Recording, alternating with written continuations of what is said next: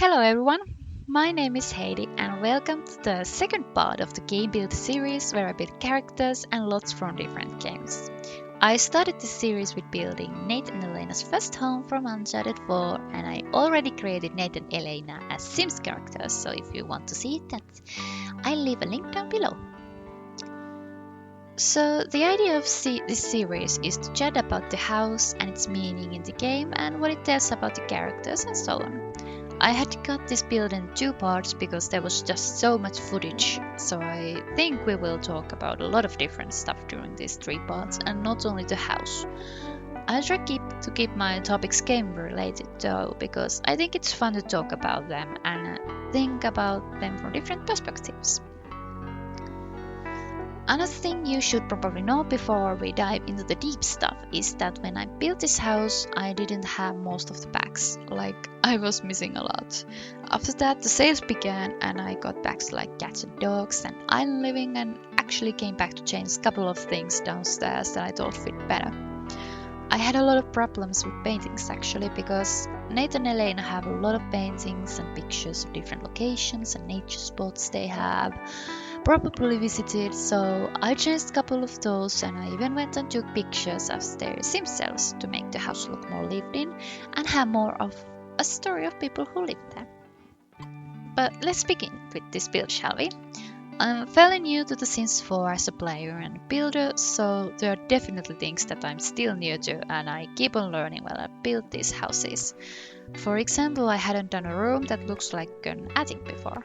I decided to simply make the third floor and put three different roof pieces to make the room look like it is an attic. And I think I did an okay job. I know I could have done it better, but I'm happy with what I was able to do. I could have just done a room inside the roof, but I know you can play in that room without having walls down, and I think it is important to be able to keep the walls up to have the full feeling the attic gives to you when you walk through it and inspect different treasures from Nate's previous adventures. I wanted to create that a little bit dark and messy room just like it is in the game, and I don't think you can get the same feeling when the roof is white. I'd love it if we could change the roof colors in The Sims 4, but yeah, I know there are mods, but I don't really want to use any CC or mods in my build, so everyone can play with them. Anyway, this house was actually quite funny to build because I had to do almost everything backwards.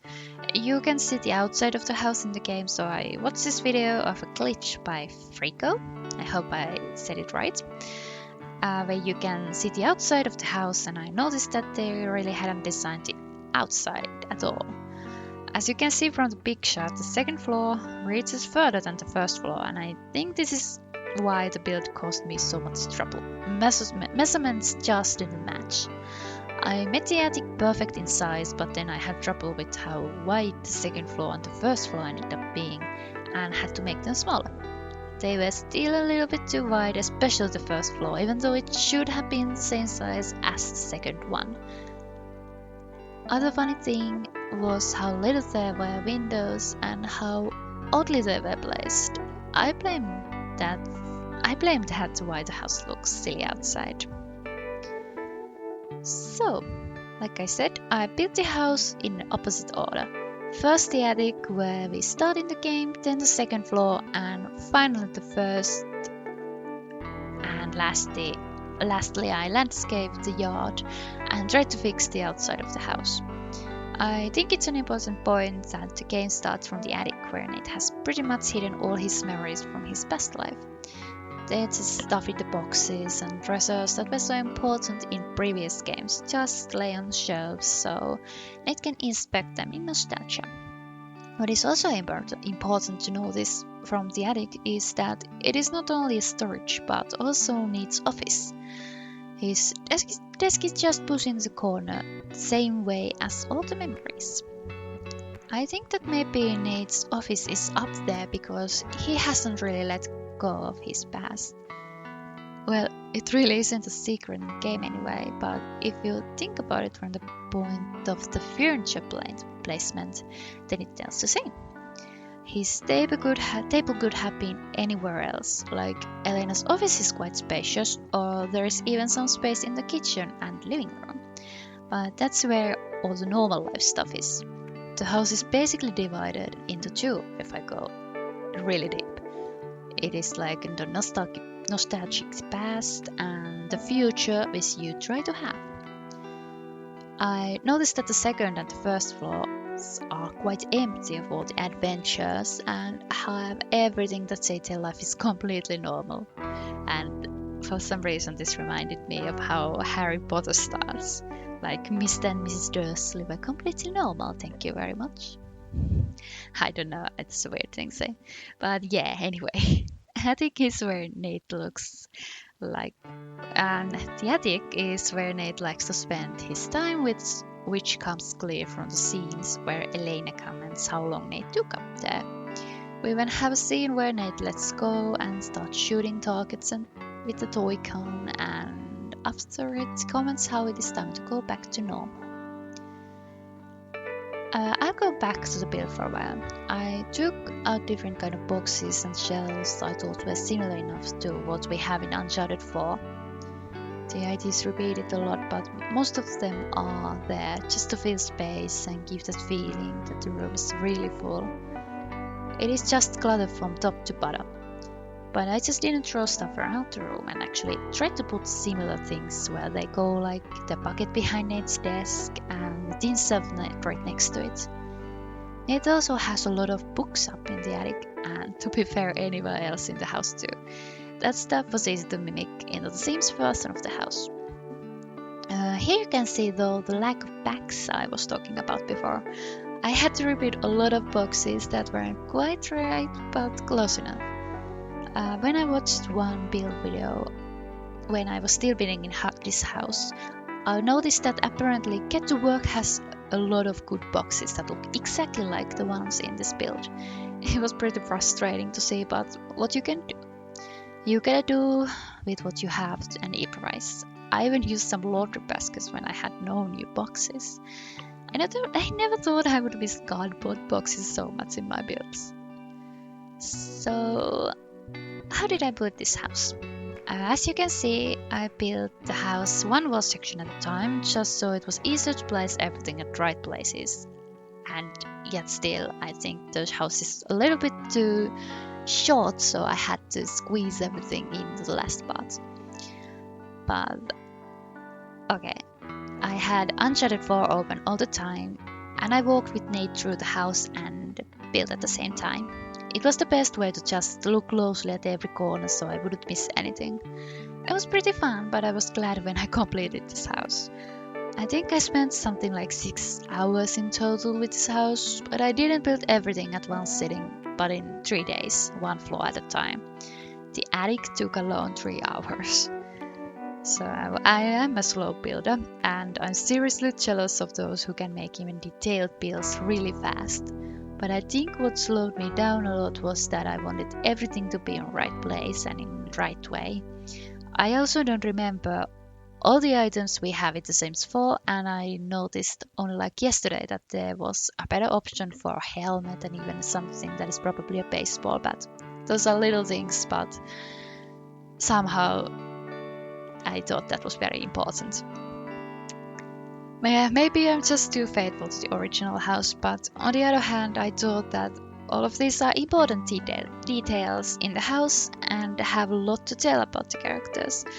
Like, for example, Nate having his treasures and memories mixed with bookshelves and sign paints and tools there too. The attic is basically everything: a garage, attic, and an office. I think that maybe it is one of the most important parts of the house narratively. When I played the game for the first time, the attic was interesting and exciting, but also kinda sad. Going downstairs gives off a completely different feeling, like something fun had just stopped. The house itself told also a lot of story of Nate and Elena's life between third and fourth games, so it's definitely important. But for a while in the attic, it feels like you're part of Nate, past Nate, and have no idea of the normal life that is supposed to happen downstairs. It's just like before, and it would have had there not been the scene where Nate is diving up some copper in a boring city setting, and that scene where Nate declines the not so legal job offer. Yeah, anyway. Oh yeah, I love Elena, by the way. She was right away there cheering Nate on to take up the job offer, just like she always has. I just watched my boyfriend play the whole series for the first time and was reminded how Nate and Elena work together. Nate is often the one who wants to back away when things get too risky, and Elena is on the other hand tells him he's an idiot for stopping now. The third game though did everything differently, like they had completely turned their personalities upside down, and that was kind of sad and inaccurate, especially when both of them they used themselves in the fourth game again. Like in the third one, Nate was the one who was pushing through without doubt, and Elena the one who's kind of meh. She wasn't really there. And the fourth one, she's again, and they're all back to normal. What was the third game anyway? I felt like it didn't belong to the series in my opinion. But I'm the one who thinks the fourth game is the best one of the series, and there are a lot of differences between these two games despite them belonging to the same series. So, I think it is very Nate-like to just push all the memories into boxes and stuff them into the attic.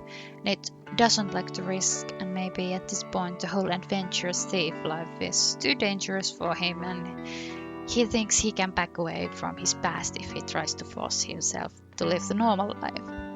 There are hints though that he hasn't accepted this, and it can be seen from things like his desk in the attic, going through old memories of being offered a cool Malaysia job, and having fun with toy can like a child. Even downstairs, Nate goes through memories like he isn't quite content with how his normal life is now. He misses even normal tourist trips with Elena and goes through the wedding photos that were taken on a beautiful beach. Much more Nate-like that beach. And that's why I think the future house really fits them better. But more about that when I build their other house. One more thing about the attic. I know I put the attic ladder face wrong way and fixed it off screen, as well as tweak a couple of things that I didn't show here because there was way too much footage to show it all. This is also like the first video I have edited. This is also like the first video I have ever edited, so that is if you don't count those couple of anime videos I did as a teen. So me choosing what parts to keep and what to get rid of change even during these builds edits, and I came back to edit the attic part more, so it wasn't over 20 minutes long.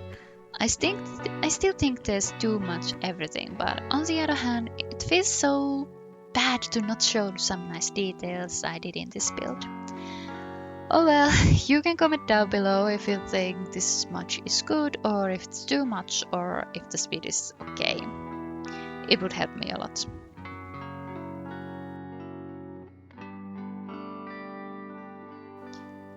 So, we are moving to the second floor, and with the second floor comes the problems I already talked about at the beginning.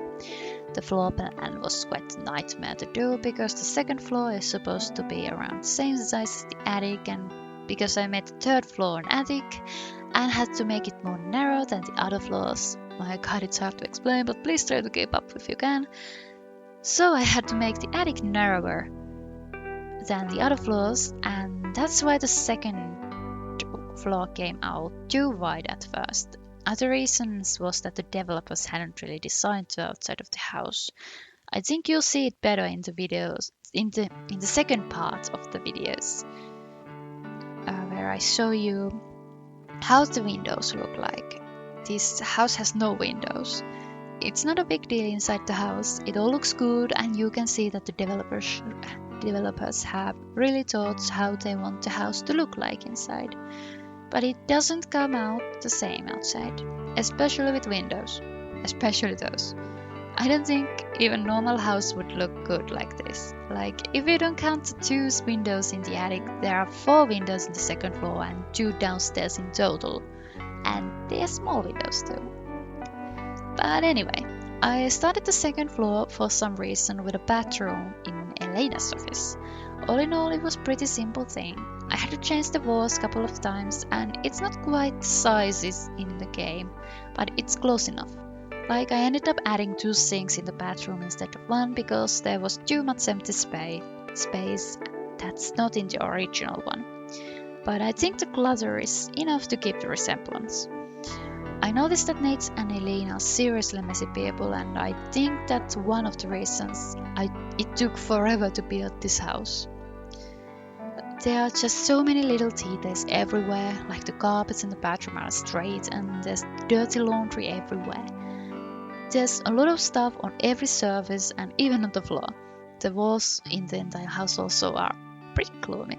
Like, I ended up changing them from what they are now into more brownish color. I think I even used city living wallpaper, which looks old and stained and quite sad.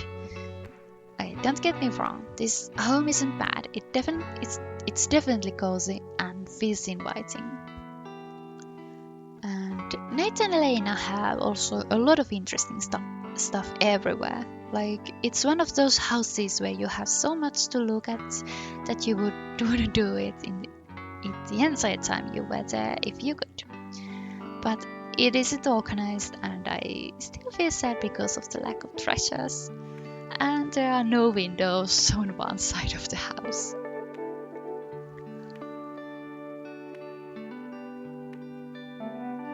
Okay, I think we are closing up to the end of this part. I'm not going to show any screenshots of the build yet because I think it's better to show all the rooms at the end of the end I built so you can get the whole picture. So yeah, I hope you liked this video and whatever I talked about made any sense. So if you enjoyed the video, please leave a like and subscribe for more of Nate and Elena's first home, as well as other game builds and maybe even other kind of Sims 4 material. See you in the next video. Bye!